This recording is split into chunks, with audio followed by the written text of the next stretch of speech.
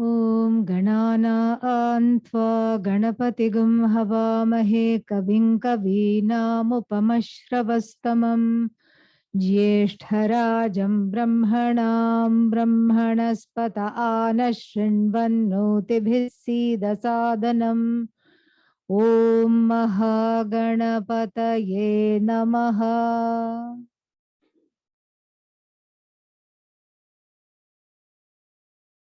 The word mantra has an interesting etymology. Mananat trayate, that which protects upon contemplation. Mananam, repeated contemplation. It's not like you think Om Namah Shivaya once and then it becomes a protective force. So repeated thinking in the sense that each time any thought comes, oh, I wish I was somewhere else, I wish I was doing this, I wish I was doing that, you tell the mind, think Om Namah Shivaya. That is what the importance of japa is. And when we do that repeatedly, the idea is that there is chitta naishchalya. Nishchalasya bhava means the mind focuses, does not stray all the time. So if you do this for meditation, then even when one is not meditating, with practice, one has a say over the ways of the mind. We don't talk about mind control because we can't control. As Arjuna complains in the 6th chapter of the Bhagavad Gita, if you had asked me to bring some air and give it to you, that would be easier than trying to hold this mind to a certain path. So like this the mantra protects. The question is, what does it protect one from? It protects one from being hijacked by the mind. That is exactly what it protects from. We have been talking about how the mind is not in charge. It's a place where the knowledge happens. It is brought in through the back door, and it's a place where the knowledge happens. We have talked about that. How does the mind go from sitting on the throne and making all the decisions to going to the back door through the practice of the mantra? This is what it is. So Ganapati mantra is every mantra is for calming the mind. Additionally, when we invoke the Lord in the form of Ganapati, then there is the removal of obstacles. The removal of all obstacles, and that is the energy of the mantra. So the Guru here gives 3 mantras. It is the Ganapati Upanishad is considered a Diksha. Diksha means a kind of a transmission of the mantra itself because it appears in the Upanishad. And there is a Guru. The Guru in the Upanishad is giving the person who is studying the Upanishad 3 mantras to choose from, depending on one's preferences. And here the preferences are important because if I cannot relate to the mantra, I cannot chant it. So we go along with the person's ability to connect to the mantra. And then after that, there is 2 other choices. If one is not able to connect to this or that one, there is always a third one. 3 mantras are given. And then there is for the first one, there is an explanation. In fact, it's very funny because the explanation is longer than the mantra. Ganadim purvamucharya varnadim stadanantaram anuswarah parataraha ardhendulasitam tarena riddham etattava manusvarupam gakarah purvarupam akaro madhyama rupam anuswarashchantya rupam binduruttara rupam nadasandhanam sagumhita sandhihi. This was one mantra. Much ado about Nothing really, because all this, this whole thing that was chanted, and what is the mantra? Om, Gam, that's all. That is the mantra.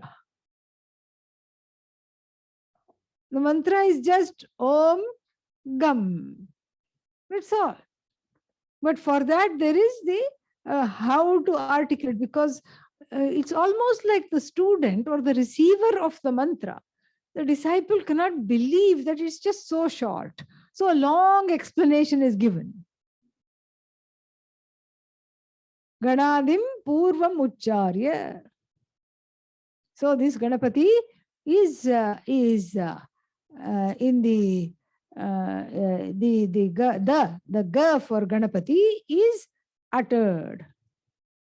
Then Varna, the consonants, etc., are uttered afterwards.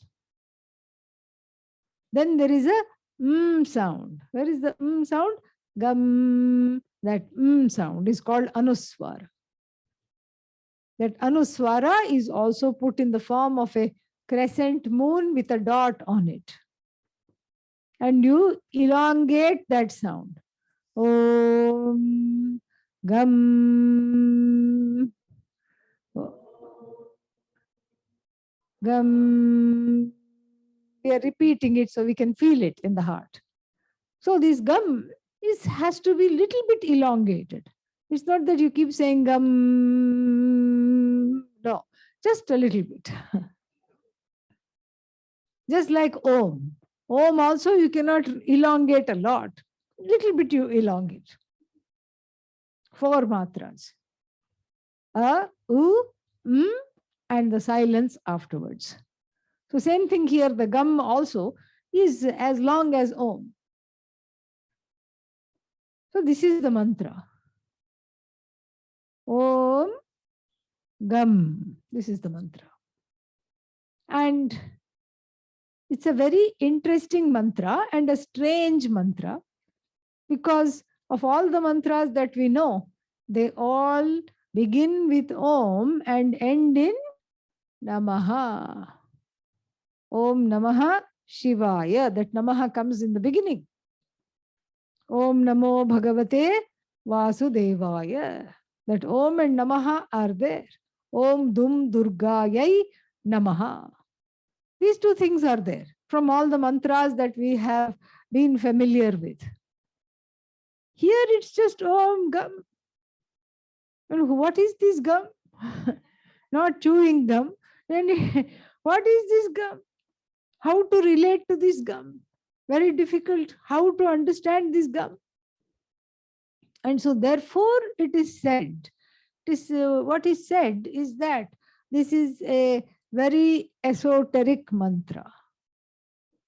It's not said that, that's not what is said in the Upanishad, but people, the commentaries of this Upanishad says, they say that this mantra is not for everybody.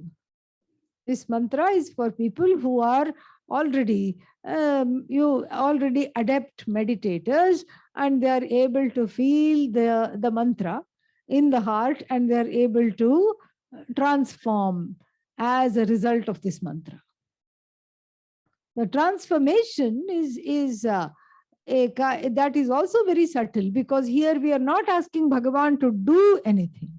I'm not saying, oh Ganapati, remove my obstacles. I'm not saying that. In fact, there is one more mantra, a very popular mantra, that also neither has the word Om nor has the word Namaha. Which one is that? We chant this here morning and evening. Hare Rama, Rama Rama, Hare Hare. No Om, no Namaha. Hare Krishna, Krishna Krishna, Hare Hare. But still it is a Maha Mantra, Taraka Mantra, that which helps one cross samsara. Why? Because of the word Hare. So, Hare comes from Hru, the one that takes away. Him I invoke. Take away, take away. Take away what? All the things that do not belong. Take away the pain, take away the sorrow, take away the things that do not belong, the anger, the fear, the lack, the want. All these things take away. Because Rama knows what to do. That is the idea. I know that you know what to do, so I don't have to invoke you and go through the, what should I say, formalities. It's like a very close friend. You don't need to, a very close friend, you don't need to say, hello, how are you?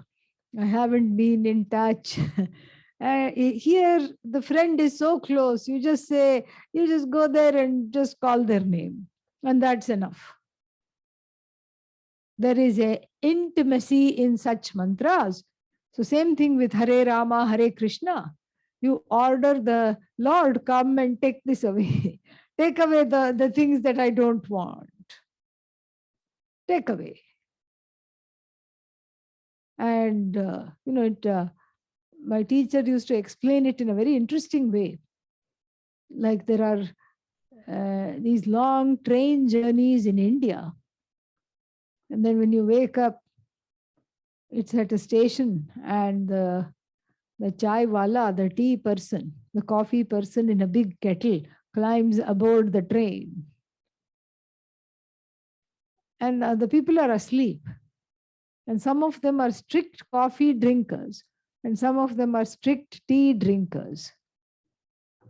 This person just has something hot. We don't know what it is.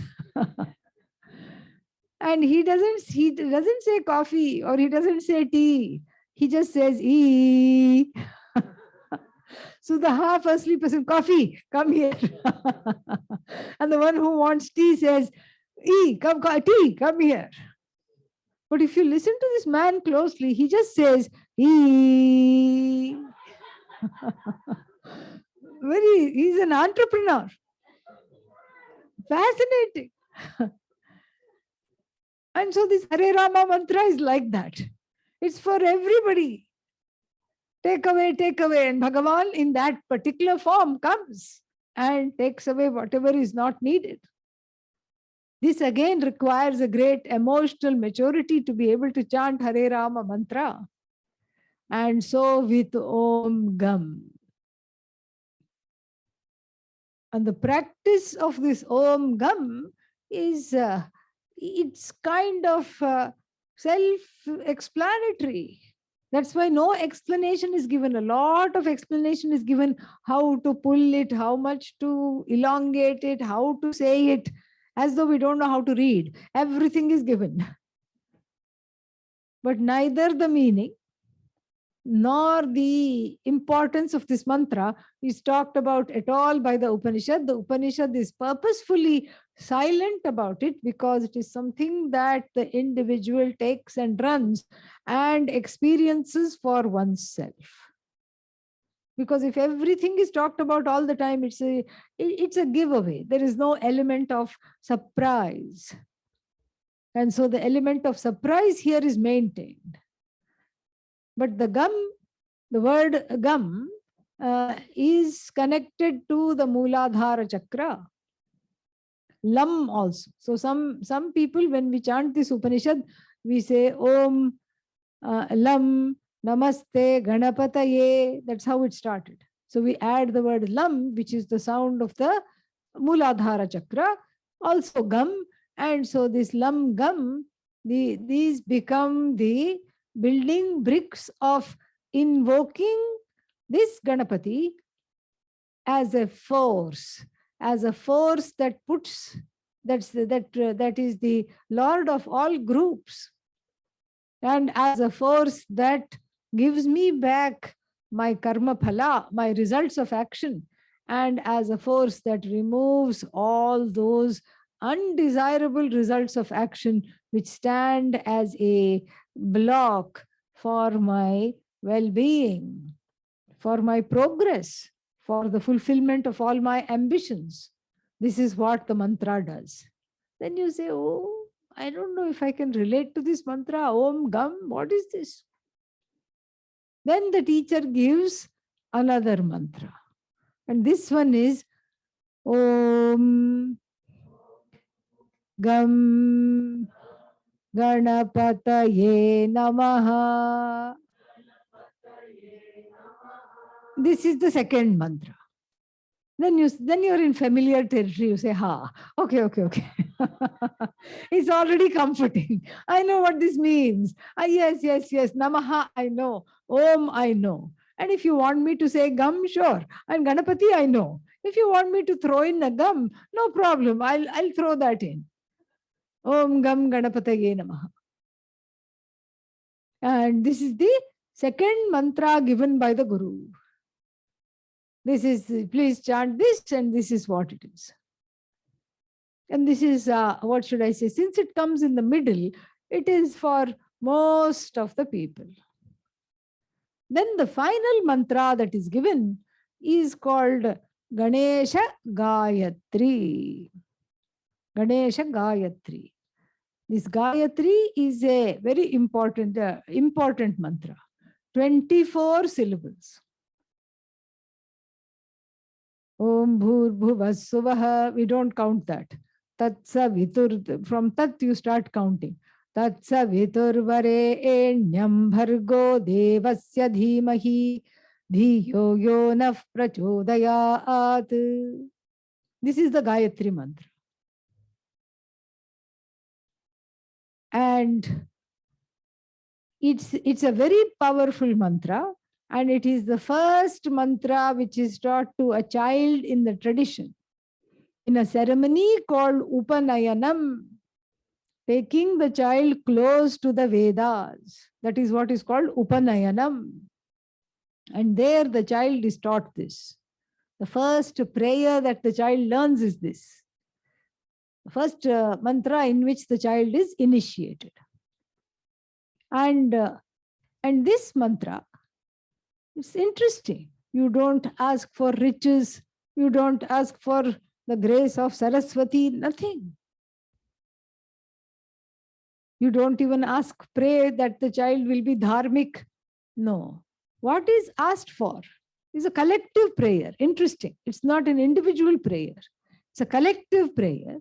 And what is asked for is the ability to be in the right place and at the right time. Oh Lord, may I have the grace of being in the right place at the right time. This is exactly the purport of the mantra. That is to be chosen, which is sun-like in effulgence, whose name is Bharga, the one that burns, Brij Dahane, the one that burns through one's karmas, one's negative karmas, one's papas are all burnt off. May this Bharga grace me with the ability to be in the right place at the right time. How? By making correct decisions. Dhiyaha naha prachodayat. Dhiyo yo naf prachodayat. That visarga, the two dots, followed by pa, converts that into an F sound. Dhiyo yo naf prachodayat. But frequently, since people don't know this, they say Dhiyo yo na prachodayat, which means please do not stimulate my intellect. Speaking of wrong pronunciations. Please let me continue to be on this tamasic path exactly as I was in my last birth. Oh Lord, please do not stimulate my intellect. You don't want that. Right? So whenever we say the Gayatri mantra, what should we say? Dhiyo yo naf prachodayat. That if sound must be there. Yeah, very important. This is what shall we call this? Gayatri trivia. Okay. Yeah. What important trivia. And so, since the Gayatri mantra, it's called Gayatri because the Gayatri is the presiding deity, a goddess, and there are temples of Gayatri. It's a very interesting goddess. She's actually a meter called Gayatri, which has three lines, which has 24 syllables. So that is the meter. And so the Gayatri, the goddess, has three legs, if you see. No other goddess temple in India portrays the goddess with three legs. Numerous hands, all right, but the Gayatri Devi, when she's personified as a goddess, she has three legs. That is Bhuhu, Bhuvaha, Suvaha. Bhuhu, this earth, Bhuvaha, Suvaha, other better places to stay than this earth. Although while being here, we cannot think of a better place than this. But still, that is how it is, more comfortable and more all these things. This is how the Gayatri is personified into a goddess, but actually it is a meter. And so since the Gayatri mantra is very popular, we have in that same mantra, invocation for all the Devis and the Devas. We have Ganesha Gayatri, this Gayatri, that Gayatri, for Lakshmi, for Vishnu, all these things. And they all end the same way. Tanno Vishnu Prachodayat, like that. And so the third mantra is the Ganesha Gayatri. Ekadantaya Vidmahe Vakratundaya Dhimahi Tanno Dantihi Prachodayat. Yeah. Very nice mantra. Beautiful mantra. Om Ekadantaya Vidmahe. We know this single-tusked one. We know this. We understand. We invoke. We worship. We know. And Ekadanta, there is a pun. Yesterday we saw how he broke his tusk and the Puranic story, etc., etc. While that is nice to listen, it doesn't quite apply here because the Upanishads predate the Puranas. They are the scriptural, what should I say? They are the primary scriptures. So that's why another meaning is given. Eka means Maya. Danta doesn't mean tooth here. Danta means the one who has a say over Maya. The one who operates the Maya is called Danta. Therefore, Ekadanta. So it is Bhagavan along with the Maya Shakti, the one who the wielder of Maya Shakti is the one we know, we invoke. Vakratunda, the face, the elephant face, etc. Dhimahi, we worship, we invoke. Tatanaha, may this Ganapati in this particular form, prachodayat. So may it stimulate, may this force called Ganapati in this form stimulate us, take care of us, be with us, help us. Stimulate us means stimulate our intellect. Make us go here, there, do whatever is needing to be done. And these mantras, these three mantras are given. And then at the end of it, the authorship of the mantras are also given. Ganaka Rishi, whose name is Ganaka. Perhaps he was named something else, but since he's associated with the Ganapati Upanishad, therefore maybe everybody called him Ganaka Rishi. Nichrit Gayatri Chandaha Ganapatir Devata. Nichrit Gayatri is a kind of a Gayatri meter. Nichrit Gayatri Chandaha, this is the meter, and Ganapati is the presiding deity. Why is this important to say? There is a pratha, there is a custom that whenever you chant the Upanishad or any mantra, you should know the name of the Rishi. Therefore, you connect to that, the whole lineage you connect to of the Rishi, and along with the name of the Rishi, you connect to the entire sacred lineage. And you should know the name of the meter, you should know the name of the presiding deity as well. You have to enunciate it once before you keep chanting the mantra.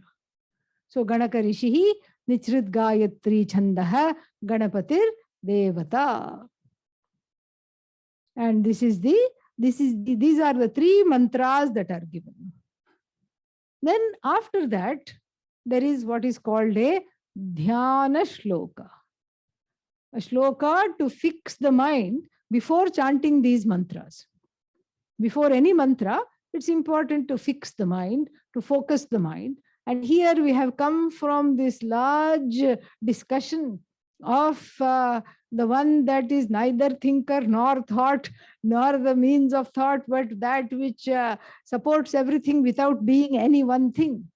We have come from all the way from there, and now we have landed on these mantras. And so now it is time to be very specific and fix the mind on some kind of a visualization. Because if we keep saying, I'm not the thinker, I'm not the thought, I'm not this, the mind is stimulated all right, but it is not focused enough to chant the mantra. So here, Ganapati is given a form. Ekadantam chaturhastam pashamankushadharinam. Here, single tusked one. Ekadantam.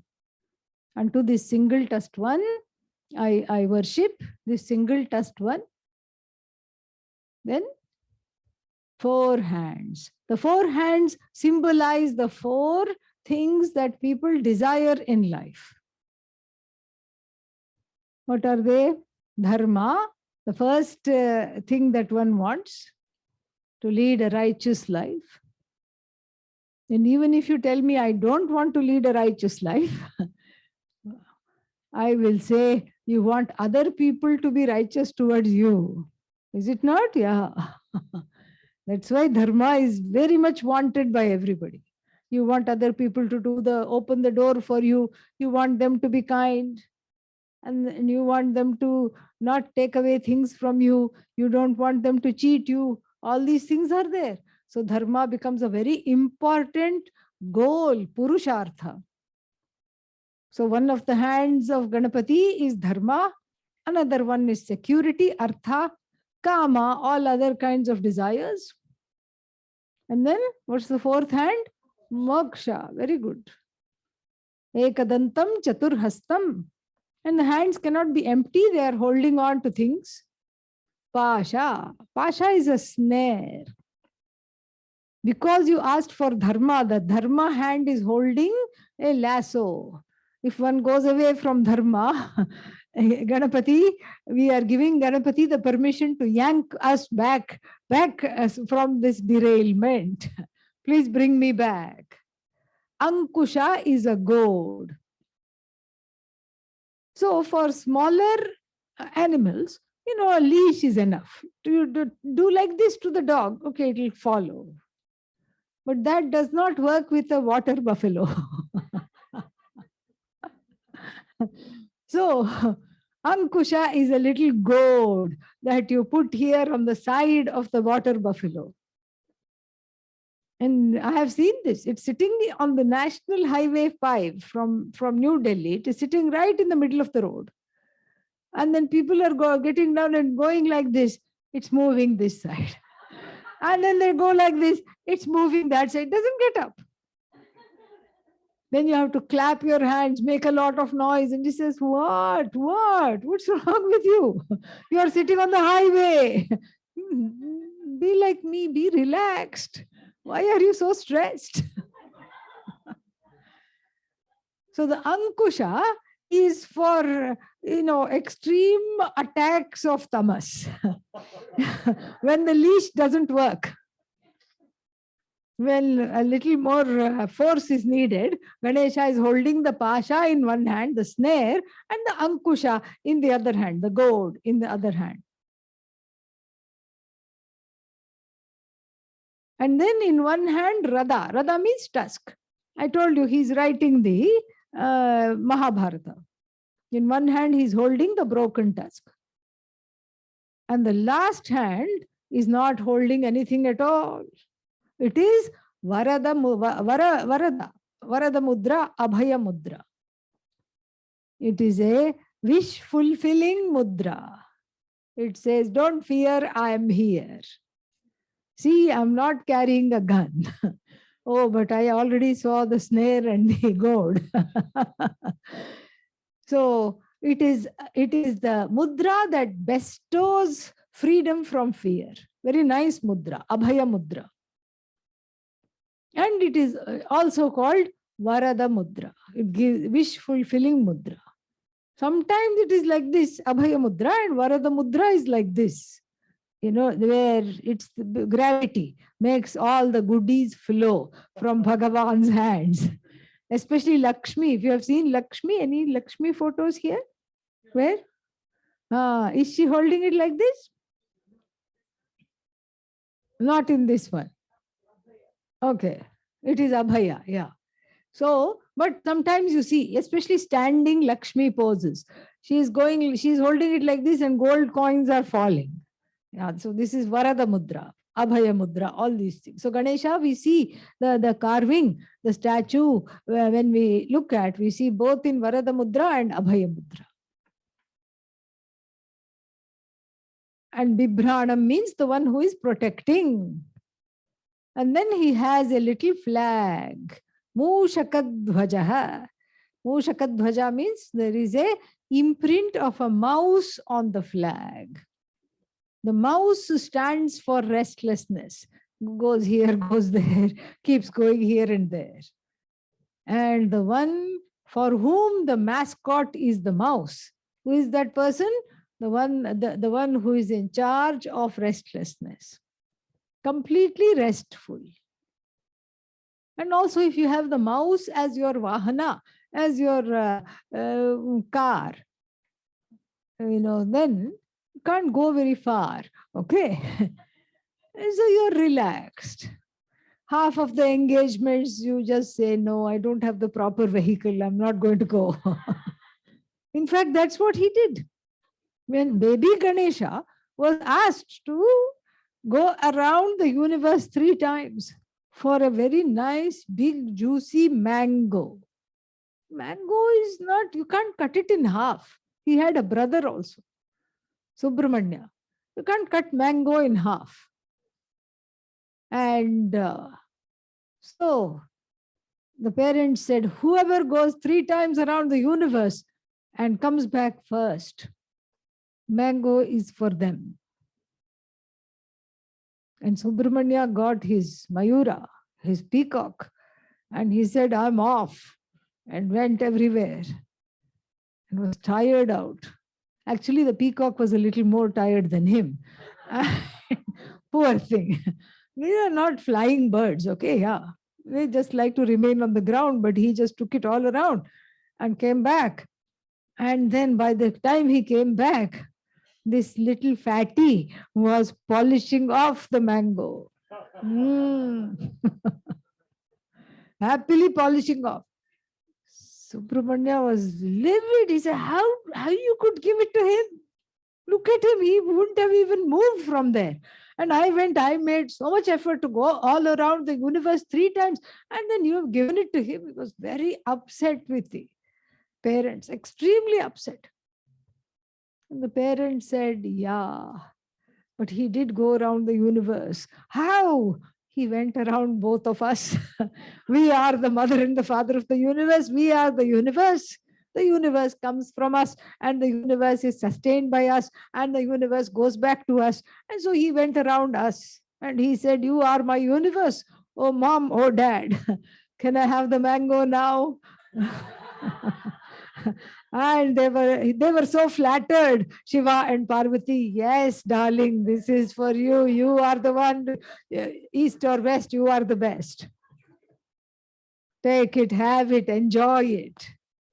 And the story goes that Subramanyeshwara was so mad that he went to earth and he went and stood on a hill. And there is a temple actually, Parni. There is a temple where there is a angry Subramanya, angry young Subramanya standing there. And that's why he is bathed in a lot of cool things. Bananas, what is that? Panchamrita, banana, honey, ghee, all these things. So this is how we relate to Ishvara. We make, Carl Jung also talks about this. He says, he said, in a society, in a country, in a society, in a religion, where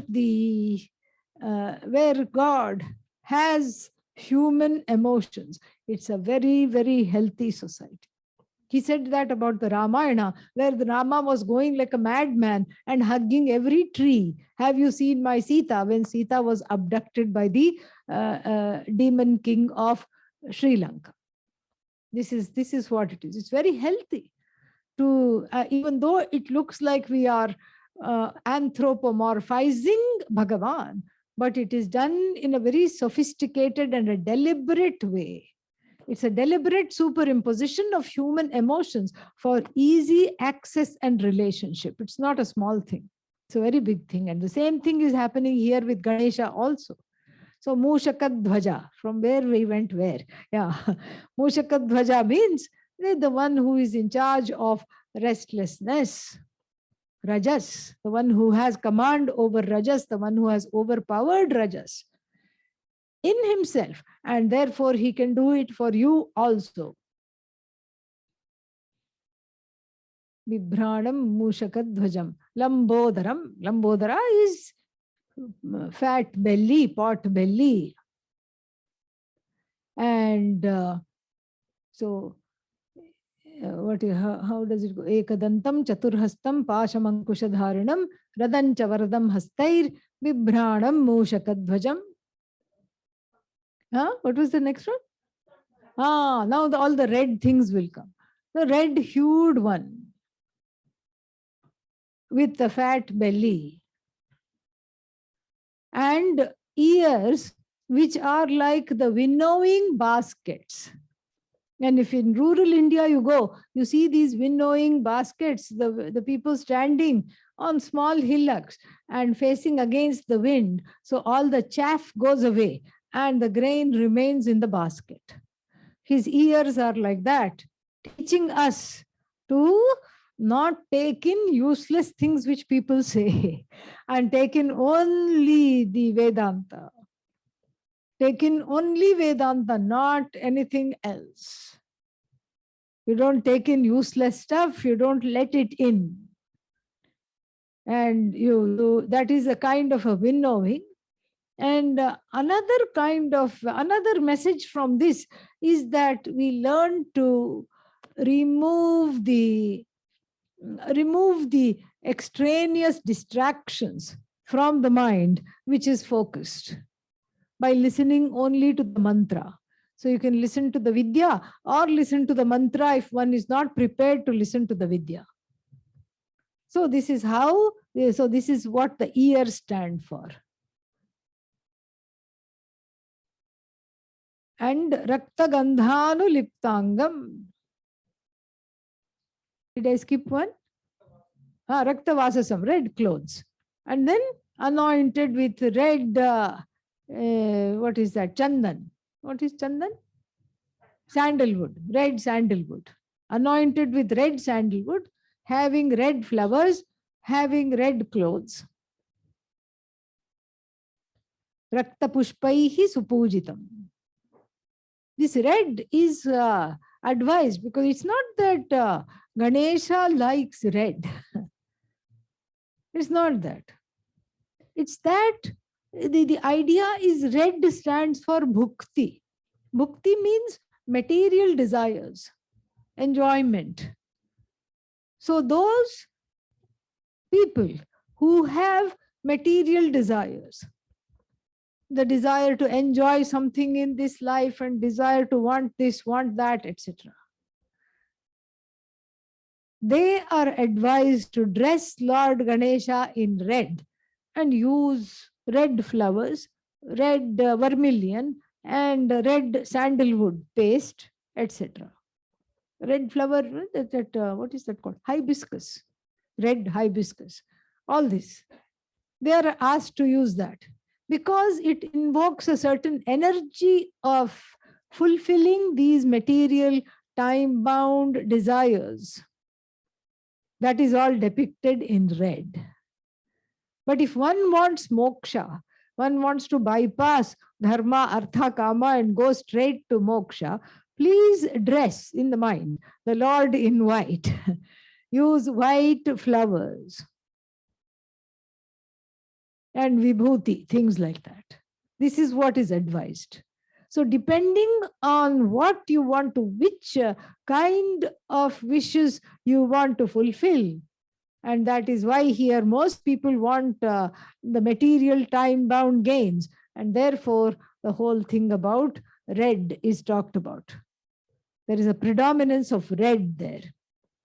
Red stands for fertility and time-bound gains, riches, fertility, and happiness within samsara, whatever little happiness is possible before the next argument takes place.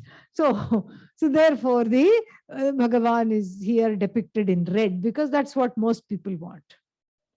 But if you go to ashrams, Lord Ganesha generally is dressed in white, beige, yellow, those kinds of colors. And so this is the dhyana shloka. Evam dhyayati yo nityam. The one who looks upon Ganapati and invokes Ganapati in this way. So yogi, that person is a yogi, not a bhogi. Bhogi means consumer. Yogi is the one who wants to be one with Bhagavan. Yoginam varaha. He or she is the yogi of yogis, is the best among the yogis. Dhyana shloka, have I missed anything else? Is that it?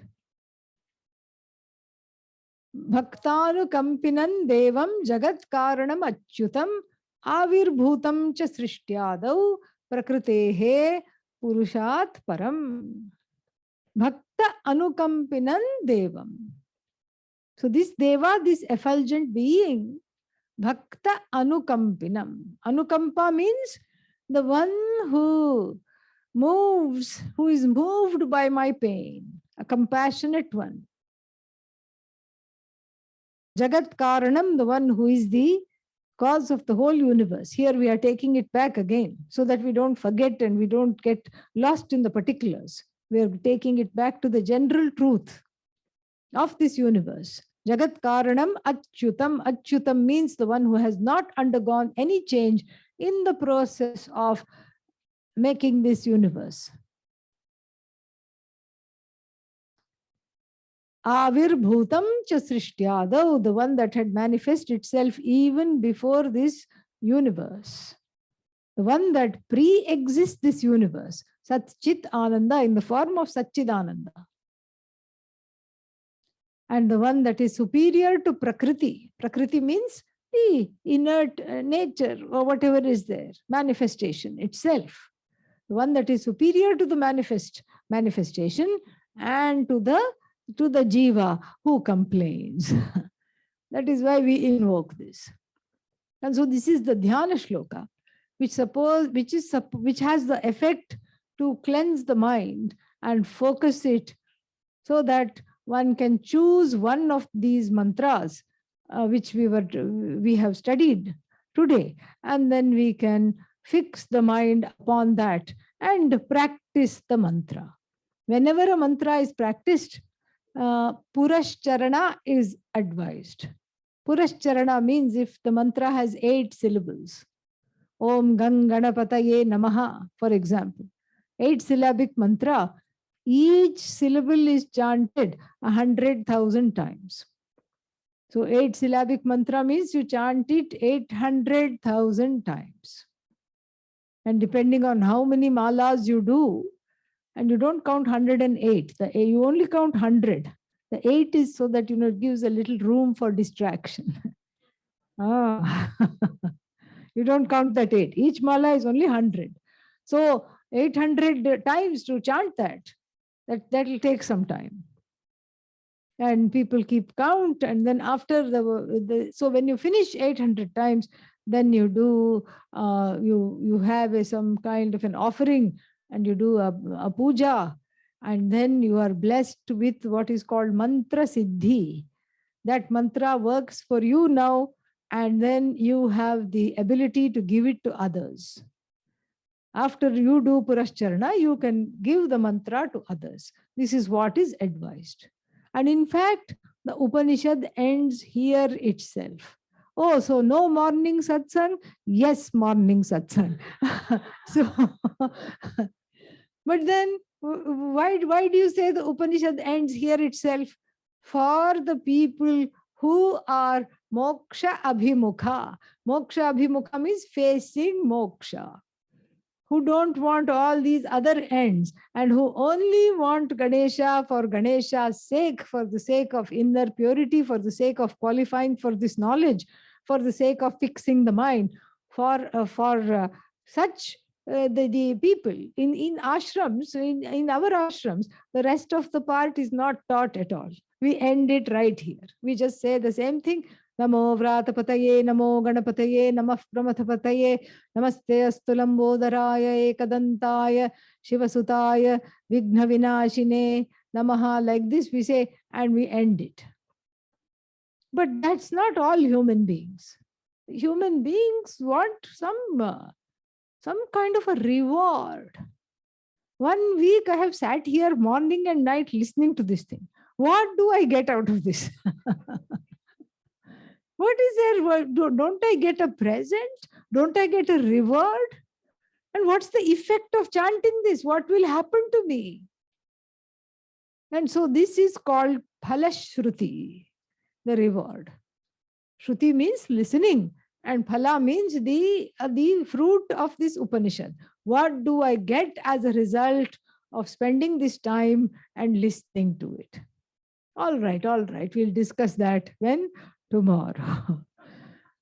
Om Purnamadav Purnamidam Purnat Purnamudachyate Purnasya Purnamadaya Purnameva Vashishyate. Om Shanti Shanti Shanti. Harihi Om Shri Gurubhyo Namaha. Harihi Om.